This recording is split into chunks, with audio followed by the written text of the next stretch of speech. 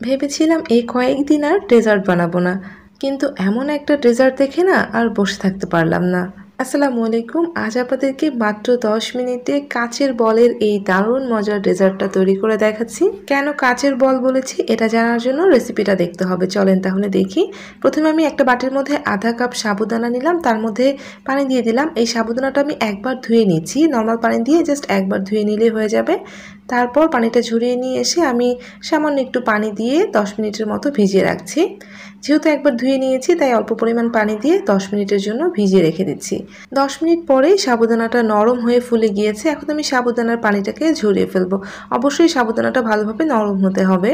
আমি পানিটা একটা স্ট্রেনারে ঝরিয়ে নিয়েছি। দেখেন নিচের দিকে পানিটা ঝরে গিয়েছে। এখন এই সাবুদানাটা একটা বোলের মধ্যে নিয়ে নিলাম। তারপর এর মধ্যে আমি দিয়ে দিচ্ছি 1 চা চামচের একটু বেশি ডেসিকেটেড কোকোনাট বা শুকনো যে নারকেলের গুঁড়োটা রয়েছে সেটা। আপনারা চাইলে ফ্রেশ নারকেলটা দিতে পারেন। 1 চা চামচের মতো দিলে খেতে ভালো লাগে। এখন হাত দিয়ে খুব ভালো করে আমি মিক্সড করে নিচ্ছি। অবশ্যই ভালো করে মেখে নিতে হবে। খুব ভালোভাবে সাবুদানাটা মেখে নেওয়া হয়ে গিয়েছে। আর এটা কিন্তু অনেক সফট হয়ে থাকে, 10 মিনিটে একদম নরম হয়ে যায়। এখন আমি এর থেকে ছোট ছোট বল তৈরি করে নিব। তো একটা চামচের সাহায্যে অল্প অল্প করে নিয়ে আমি ছোট ছোট বল তৈরি করে নিচ্ছি। আপনারা চাইলে মেজারমেন্ট চামচ দিয়ে মেপে মেপেও বলগুলো বানিয়ে নিতে পারেন।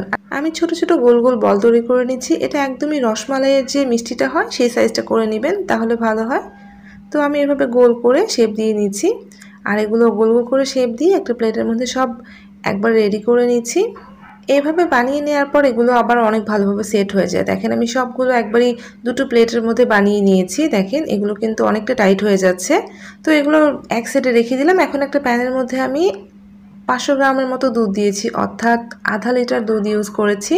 তারপর এর মধ্যে আমি দিয়ে দিচ্ছি পুরো 4 টেবিল চামচ গুঁড়া দুধ, যাতে করে দুধটা দ্রুত ঘন হয়ে যায়। আর গুঁড়া দুধ দিলে তো অবশ্যই খেতে অনেক বেশি ভালো লাগবে। খুব ভালো করে মিক্সড করে নিলাম। এখন এর মধ্যে আমি চিনি দিচ্ছি।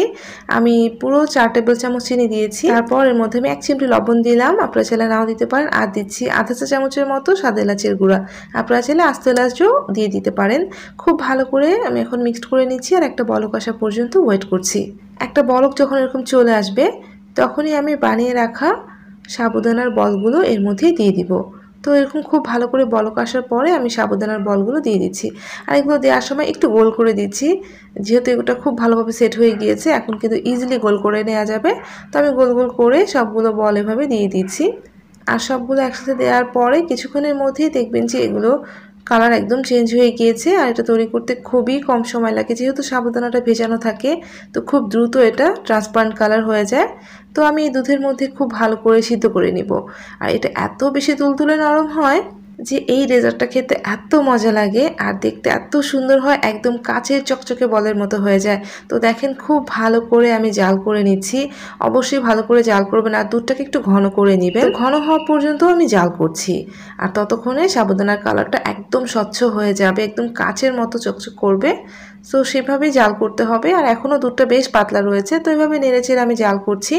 আর এগুলো একদম যখন উপরের দিকে ভেসে উঠবে তখনই মনে করতে হবে যে সাবুদানাটা খুব ভালোভাবে সিদ্ধ হয়ে গেছে। দেখেন মিষ্টির মতো উপরে ভেসে উঠেছে আর এটা একদম ভালোভাবে সিদ্ধ হয়ে গিয়েছে। তারপরে আমি 5 মিনিট জাল করব, কারণ দুধটা আমি আরও কিছুটা ঘন করে নিব। তো এভাবে আমি জাল করে নিচ্ছি। দেখেন আর 5 মিনিট জাল করে নিলে এটা খুব ভালোভাবে ঘন হয়ে যাবে আর সাবুদানাগুলো আর একটু বড় হয়ে যাবে। দেখেন কতটা ঘন হয়েছে। এটা ঠান্ডা হওয়ার পর আরও কিছুটা ঘন হয়ে যাবে। তো আমি চুলা থেকে নামিয়ে একটা সার্ভিং প্লেটে ঢেলে নিচ্ছি। তো আমি গরম গরমই ঢেলে দেখাচ্ছি, তবে অবশ্যই আপনারা এটা ঠান্ডা করে খাবেন, কারণ এই সাবুদানার কাচের বলগুলো ঠান্ডা হওয়ার পর খেতে এত মজা লাগে যে আপনার কলিজা একদম ঠান্ডা হয়ে যাবে।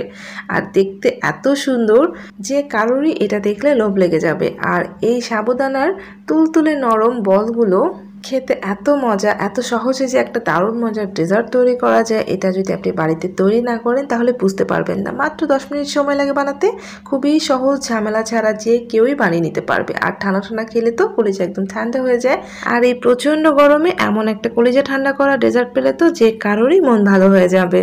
আশা করছি রেসিপিটা ভালো লাগবে, আপনারা বাসায় ট্রাই করতে পারেন। অবশ্যই ট্রাই করবেন, এটা একদমই ইউনিক একটি ডেজার্ট রেসিপি। আর ভালো লাগলে অবশ্যই রেসিপিটাতে একটা লাইক দিয়ে যাবেন। আর আমার চ্যানেলটা যদি ভালো লাগে প্লিজ চ্যানেলটাকে সাবস্ক্রাইব করে আমার সাথেই থাকবেন। সবাই অনেক ভালো থাকবেন। আল্লাহ হাফেজ।